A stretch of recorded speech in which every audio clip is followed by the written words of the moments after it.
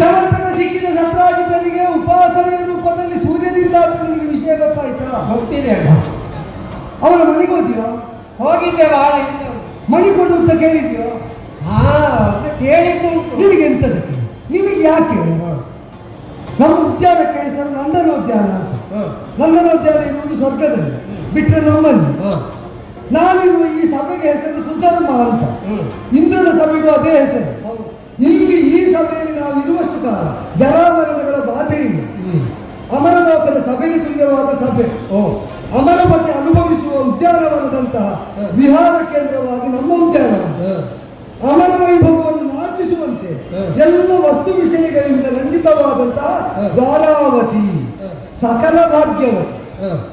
ಈ ನಗರ ಅಂತಂದ್ರೆ ಇಲ್ಲಿ ಇಲ್ಲದ ಭಾಗ್ಯ ಇಲ್ಲ. ಇದನ್ನೆಲ್ಲ ಬಿಟ್ಟು ನಿನಗೆ ಆ ಮನೆಯ ವಿಷಯ ಎಂತದಕ್ಕೆ? ಎಂತದ್ದು? ಈಗ ಅದನ್ನು ಕೇಳಿದಾಗ ಏನು ಹೇಳಿದ? ಕೊಡ್ತೇನೆ ಅಂತ. ಇಲ್ಲ, ಕೊಡುವುದಿಲ್ಲ ಅಂದ. ಕೊಡುವುದಿಲ್ಲ ಅಂದಾಗ ನೀನೇನು ಹೇಳಿದೆ? ಕೊಡದಿದ್ರೆ ನಿನಗೆ ಕೆಡುಕಾಗ್ತದೆ, ಮತ್ತೆ ನನ್ನಲ್ಲಿ ದೂರು ಬೇಡ, ಹಾಗಾಯ್ತು ಹೀಗಾಯ್ತು ಅಂದ್ರೆ ನಿನಗೆ ಯೋಜನೆಯಾಗಿತ್ತು. ಇವ ಕೊಡದಿದ್ರೆ ಎಲ್ಲಿಯಾದರೂ ಅದು ಇದ್ದಲ್ಲಿಂದ ಯಾರ ಮಂಡೆ ಹೊಡೆದಾದ್ರೂ ಅಪಹರಿಸುವುದು ಅಂತ ನಿರ್ಣಯ ಮಾಡಿಯೇ ಹೋದ ಕಳ್ಳ ಕೃಷ್ಣನಾದದ್ದರಿಂದ ನಿನ್ನ ಕುಟಿಲ ಕಾರಸ್ಥಾನ ಅರಿವಿಗೆ ಬರುವುದಿಲ್ಲ ಅಂತ ಭಾವಿಸಬೇಡ.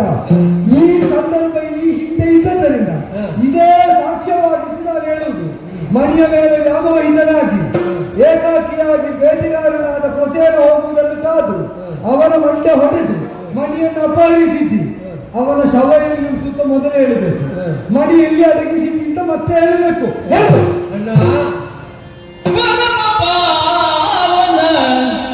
ರತ್ನವಿದನು ಯದುವರನು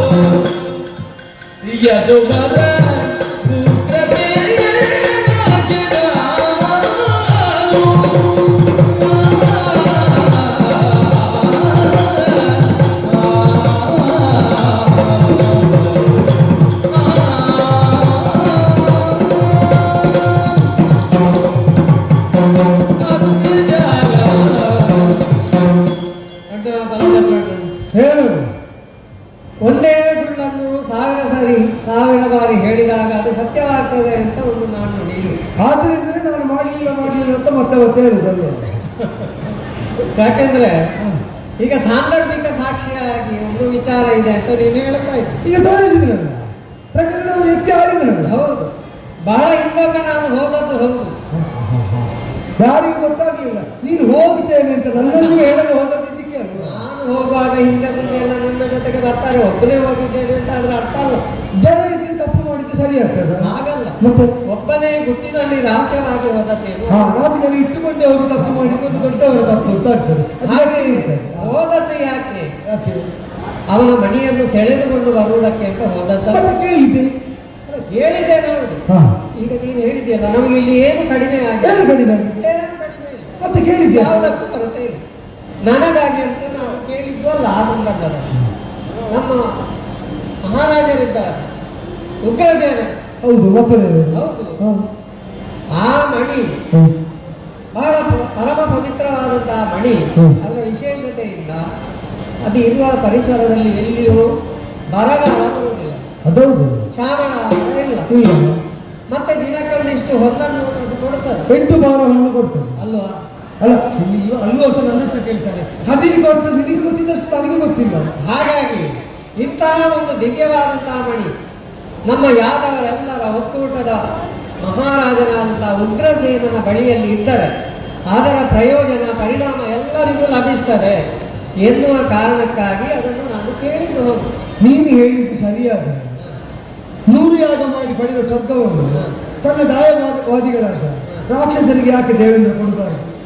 ಸಾಧನೆ ಮಾಡಿದ್ದು ಇಂದ್ರ, ಅದನ್ನು ಕೊಡುವುದಕ್ಕಾಗುವುದಿಲ್ಲ ತನ್ನ ಅಗ್ರಜನ್ಮರು, ತನ್ನ ದೊಡ್ಡವರು ಯಾರಿಗೂ ತನ್ನ ತಾಯಿಯ ಸೋದರಿಯ ಮಕ್ಕಳು ಎಂಬುದಕ್ಕೆ ಕೊಡ್ಲಿಕ್ಕೆ ಆಗುವುದಿಲ್ಲ. ಯಾರು ಸಾಧನೆ ಮಾಡಿದ್ದಾರೋ ಅವರೇ ಅನುಭವಿಸಬೇಕು ಅಂತ ಹೇಳಿದ ನ್ಯಾಯ ಸರಿಯಾದರೆ ಈಗ ಸಂಪಾದನೆ ಮಾಡಿದ್ದು ಸತ್ರಾಜಿತನಾಗ ಅದನ್ನು ಇನ್ನೊಬ್ಬರಿಗೆ ಕೊಡಬಾರದು. ಅಣ್ಣ, ನಿನಗೆ ಕೊಡಬಹುದು ಅಂತ ಆದ್ರೆ ರಾಕ್ಷಸರಿಗೆ ಸ್ವರ್ಗವು ಕೊಡಬಹುದು. ಈಗ ಸತ್ರಾಜಿತ ಆ ಮಣಿಯನ್ನು ಪಡೆಯುವುದಕ್ಕೆ ಕಾರಣ ಏನಿತ್ತು? ಊರಿನಲ್ಲಿ ಬರಗಾಲ ಉಂಟು, ಪ್ರಜೆಗಳೆಲ್ಲರೂ ಸಂತ್ರಸ್ತರಾದರು. ಆ ಸಂದರ್ಭದಲ್ಲಿ ಇದನ್ನು ನಿವಾರಿಸುವುದಕ್ಕೆ ಸೂರ್ಯನನ್ನು ಅದಕ್ಕೆ ಅದೊಂದೇ ಪ್ರಯೋಜನ ಅಲ್ವೋ? ಈಗ ಬರಗಾಲ ನೀಗುವುದಕ್ಕೆ ಚಿನ್ನ ಇರ್ತದೆ ಅಲ್ಲ, ಮಳೆ ಬರಬೇಕಾದಲ್ವ? ಇದು ಚಿನ್ನದ ಮಳೆಯು ಸುರಿಸ್ತದೆ ಅಂದ್ರೆ ಇದು ಸಂಪತ್ಪ್ರದಾಯಕದು, ವರ್ಷದಾಯಕವು. ಮಳೆ ಬೇಕಾದಾಗ ಮಳೆ ಕೊಟ್ಟಿದ್ದು, ಸಂಪತ್ತು ಬೇಕಾದಾಗ ಅದು ಕೊಡ್ತಾ ಉಂಟು. ಈಗ ಅದರ ಪ್ರಯೋಜನವನ್ನು ಪಡೆದಿದ್ದಾನೆ. ಇನ್ನು ಅದರ ಅಗತ್ಯ ಇಲ್ಲ. ಅದು ನೀನು ಯಾರು ಸೂರ್ಯ ಕೊಟ್ಟದ್ದು ಅವರಿಗೆ ಅಗತ್ಯ ಇಲ್ಲ ಅಂತ ನೀನು ಯಾರು ಹೇಳಲಿಕ್ಕೆ? ಅಯ್ಯ, ಈಗ ಅವನಲ್ಲಿ ಇರಬಾರ್ದು ಅಂತಲ್ಲ, ಒಂದು ಅದರಿಂದ ಅಪಾಯ ಇದೆ. ಅವರಲ್ಲಿ ಇರಬಾರ್ದು ಅಂತಲ್ಲ, ನನಗೆ ಬೇಕು. ಅದಷ್ಟ ಇಂತಹ ದಿವ್ಯವಾದಂತಹ ಮಣಿ ಒಬ್ಬ ನಮ್ಮ ಸಾಮಂತ ಅಲ್ವ, ಆದರೆ ಅಂತವನಲ್ಲಿ ಇದ್ರೆ ಅದಕ್ಕೆ ರಕ್ಷಣೆ ಇಲ್ಲ. ಯಾರಾದ್ರೂ ಇದನ್ನು ಅಪಹರಿಸುವುದಕ್ಕೆ. ಇದು ಸಾಮಂತ ಅಂದ್ರೆ ಅವನ ಮನೆಯಲ್ಲಿದ್ದ ಮಂದಿಗಳು, ಅವನ ಪೆಟ್ಟಿಗೆಯಲ್ಲಿದ್ದ ಆಭರಣ ಎಲ್ಲ ನಮ್ಮದು ಅಂತ ಹಾಗಲ್ಲ. ಮತ್ತೆ ದಿವ್ಯವಾದಂತಹ ಮಣಿಗೆ ರಕ್ಷಣೆ ಬೇಕು. ಆ ದೃಷ್ಟಿಯಿಂದ ಮತ್ತು ಎಂಥದ್ದೆಲ್ಲ ಜಗತ್ತಿನಲ್ಲಿ ಅಥವಾ ಒಂದು ಸಾಮ್ರಾಜ್ಯದಲ್ಲಿ ರಾಜ್ಯದಲ್ಲಿ ವಿಶೇಷವಾದಂತಹ ವಸ್ತು ಇದ್ರೆ ಅದು ರಾಜನ ಸುಪರ್ದಿಯಲ್ಲಿದ್ರೆ ಅದಕ್ಕೆ ಒಳ್ಳೆಯ ಮೌಲ್ಯವೂ ಇದೆ, ಬೆಲೆಯೂ ಇದೆ ಅನ್ನುವ ಕಾರಣಕ್ಕಾಗಿ ಕೊಟ್ಟರೆ ನಾನು ಅದನ್ನು ದ್ವಾರಕೆಗೆ ತರ್ತಿರ್ಲಿಲ್ಲ, ಮತ್ತೆ ಮಥುರೆಯಲ್ಲಿ ಇರ್ತಿದ್ದೆ. ಅದಕ್ಕಾಗಿ ಉಗ್ರಸೇನಾಗ್ತಿನಿಗೆ ಬೇಕಾಗಿದೆ ಅಂತ ಕೇಳಿದ್ದೇವೆ. ಆಗ ಅವರು ಕೊಡುವುದಿಲ್ಲ ಅಂತ ಹೇಳಿದ್ದವರು ಹೇಳಿದ್ದೆ, ಅದಕ್ಕೆ ನೀನು ಬಂದದ್ದು ಕೊಡುವುದಿಲ್ಲ ಅಂತ ಹೇಳಿದ್ರೆ ಅಲ್ಲಿಗೆ ನಾನು ಆ ವಿಷಯವನ್ನು ಬಿಟ್ಟೆ. ಕೊಡುವುದಿಲ್ಲ ಬೇಡ, ನೀನು ಬಿಟ್ಟೆ ಅಂತ ಹೇಳಿದ್ರೆ ನಾನು ಇದನ್ನು ಬಿಡಬೇಕಾ? ಹೌದು.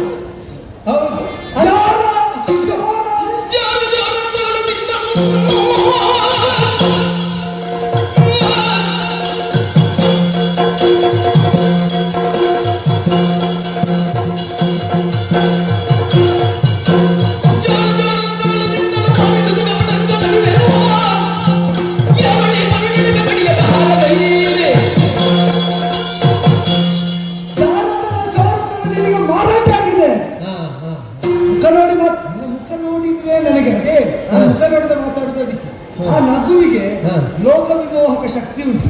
ಯಾರಾದ್ರೂ ವಿಮರ್ಶೆಗಳಾಗ್ತಾರೆ, ಸಿಟ್ಟಿದ್ದವರದೆಲ್ಲ ಪಾದದ ಅಂಗುಷ್ಟಕ್ಕೆ ಇಳಿದು ಹೋಗ್ತದೆ ಜನರಲ್ಲಿ. ಅಲ್ಲ, ನಾನಿದ್ರೆ ನಿನ್ಗೆ ಸಿಟ್ಟೆ ಬರುವುದಿಲ್ಲ. ಈಗ ನೀನಿದು ಇಲ್ಲ, ಈಗ ನಿನ್ನ ಮೇಲೆ ಸಿಟ್ಟು. ನೀನು ಮುಖ ನೋಡಬೇಡ, ನೀನು ಎದುರು ಬರಬೇಡ. ನೀನು ಜಾರ ಅಲ್ಲ ಅಂತ ನಿರೂಪಿಸಿದ, ಕದ್ದು ಚೋರ ಅಲ್ಲ ಅಂತ ಸಾಧಿಸಿದವ. ಆದ್ರೆ ಈ ಪ್ರಕರಣದಲ್ಲಿ ಹಾಗಾಗುವುದಿಲ್ಲ. ಲೋಕದಲ್ಲಿ ಸಮಗ್ರರು, ಸಾತ್ವಿಕರು, ನಿನ್ನ ಹುಟ್ಟಿಗಾಗಿ ಹಂಬಲಿಸಿದ ನಾರದರಿಂದ ತೊಡಗಿ ಎಲ್ಲರನ್ನು ನಿಲ್ಲಿಸ್ತಾ ಇದ್ದಾರೆ. ಇದನ್ನು ಕೇಳಿ ಸಹಿಸುವುದಕ್ಕೆ ಹೇಗೆ ಸಹಿಸುವುದು? ನಾನೊಂದು ಹೇಳ್ತೇನೆ, ಕಳ್ಳನಾದ ನೀನಿದ್ದ ಮನೆಯಲ್ಲಿ ನಾನಿರುವುದಿಲ್ಲ.